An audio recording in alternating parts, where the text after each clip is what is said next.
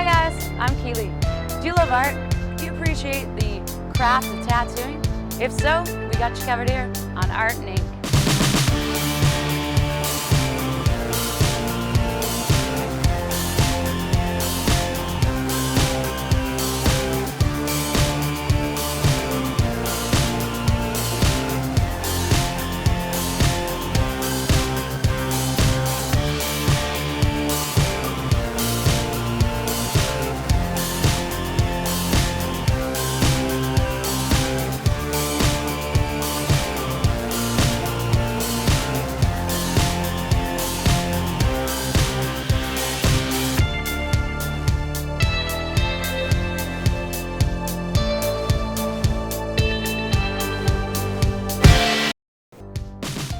Now let's meet Steve, who does both amazing portraits and watercolors in his art and tattoos.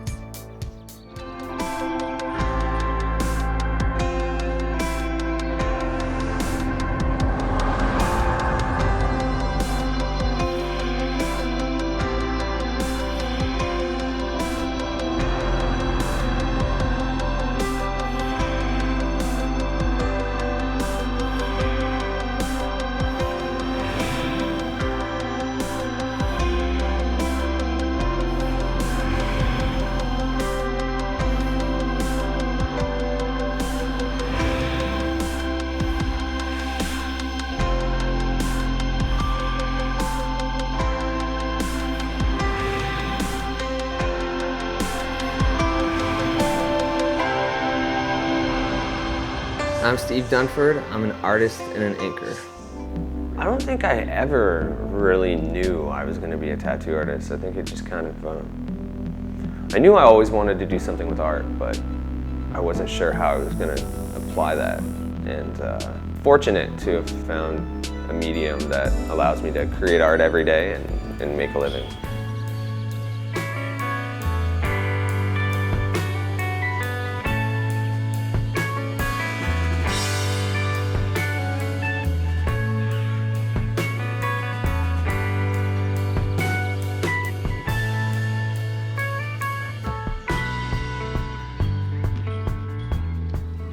I went to college for fine art, had a pretty quick understanding that that's not going to be a feasible way to make a living.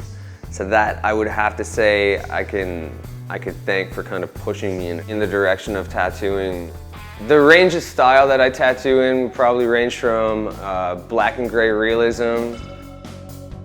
Color work is well thrown in there, some watercolor style, and I definitely don't stray away from anything graphical as well. To become a successful tattoo artist, you need to have just a positive mental attitude. Just be ready to work your butt off, because it's not an easy road to go down. You have to have a backbone and a wide knowledge of art and being able to take criticism and expand. You can create something on paper or you could paint something, but skin's a whole different medium, and it's certainly one of the most challenging mediums that I've worked with. And preferably a pug, you know?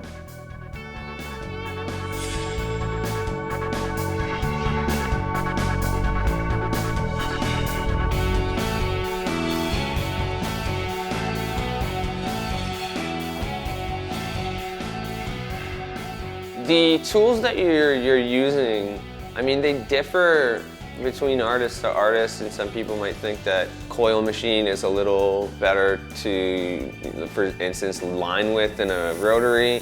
Some people don't have an opinion about that at all. Pretty important to have quality stuff to create the look that you're wanting to create. I'm still learning, I'm still figuring it all out.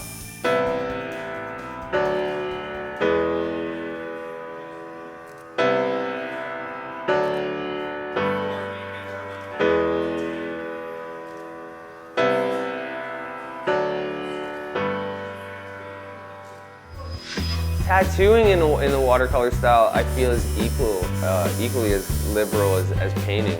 As long as you have the trust of the client and they're aware of, you know, some of the style choices that are made. The line work is going to make something more graphical, And obviously the color is going to create different emotions as well. You have cool colors, you have warm colors, and then it's very, very fun for me to do that.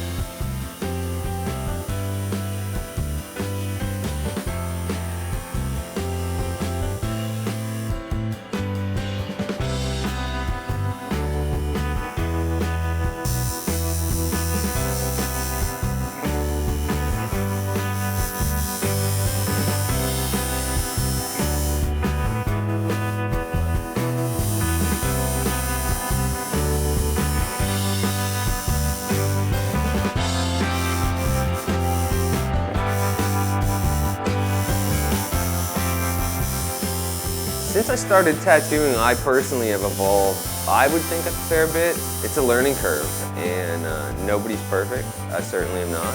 And I've learned quite a bit. It's only going up. So. I love the people I work with.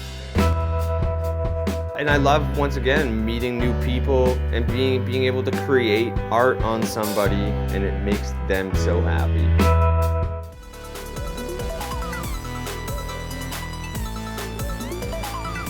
We'll be right back with more Art and Ink.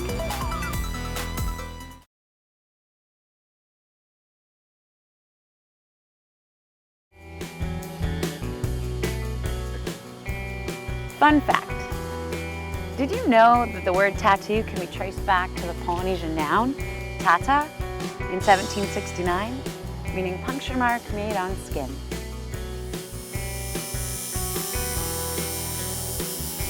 The hardest part about doing my job would have to be just getting down communication with people and ironing out like all the details that you want to make sure that what's in their head is coming out of your head. You know, there's a lot that I think people don't talk about anxiety and depression when it comes with artists that may not tell people, and they may not put that out there, that it's a super stressful job as well. Maybe not for everybody, but I definitely know that it is for me, and I know that some people have super high anxiety about creating something that's permanent, and you're putting it out there for the world to kind of judge, so it's a tough one.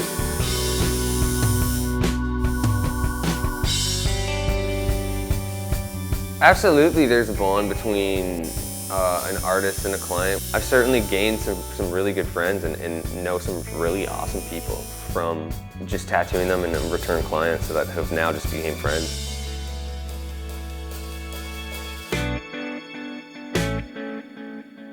I think I chose the direction of black and gray realism because I really liked old films growing up that had a very heavy contrast and focused a lot on the eyes, and it captured a lot of reflection. People realize that there's beauty in some of the simplicity in the old movies and stuff like that. That they kind of kept it simple, but that really was effective. You know? To make a good portrait tattoo, start with the image. You don't want, obviously you don't want like a blurry image. You have a good reference image to start with. That's gonna help immensely.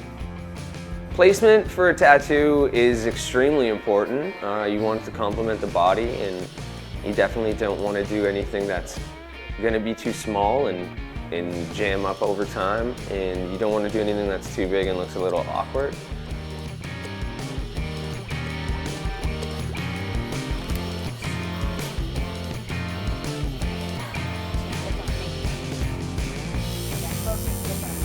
Yeah, stylistically, the difference between the techniques and things that I'm using to create a realistic tattoo versus, like, let's say a watercolor tattoo, is line weight's pretty much where I would have to say it starts with.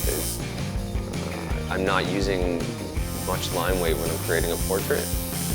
So you're really just trying to create that feel to the viewer by using just shades and shapes and tones.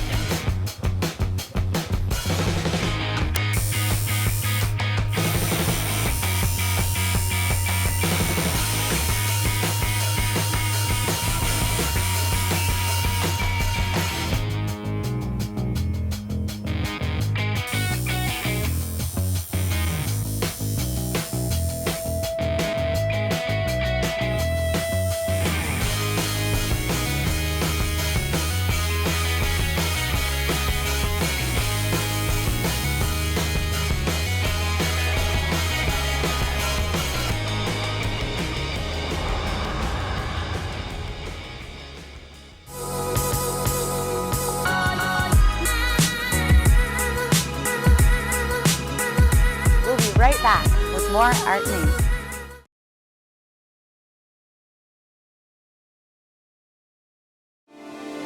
We're back with more Art and Ink.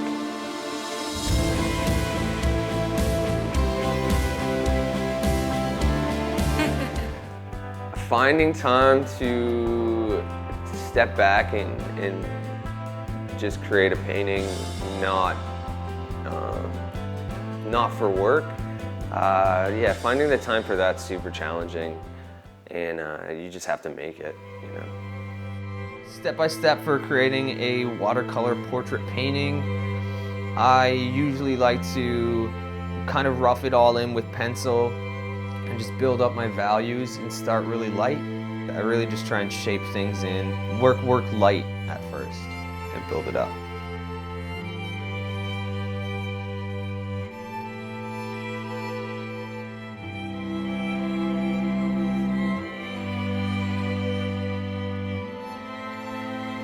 I really like how loose the water allows the paint to kind of just like travel.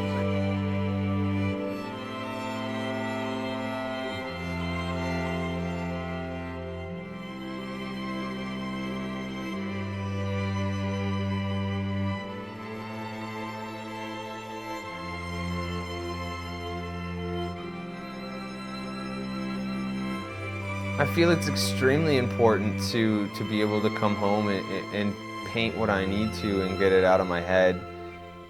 It's my way out, and as an artist, I'm sure we all feel the same way, that's your outlet and it's your way out. You know, you need that, it's important.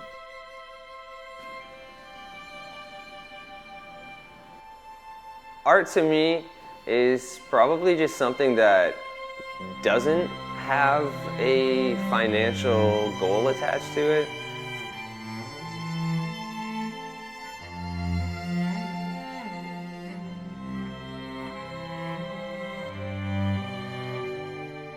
It's art, it's not, there's no right or wrong.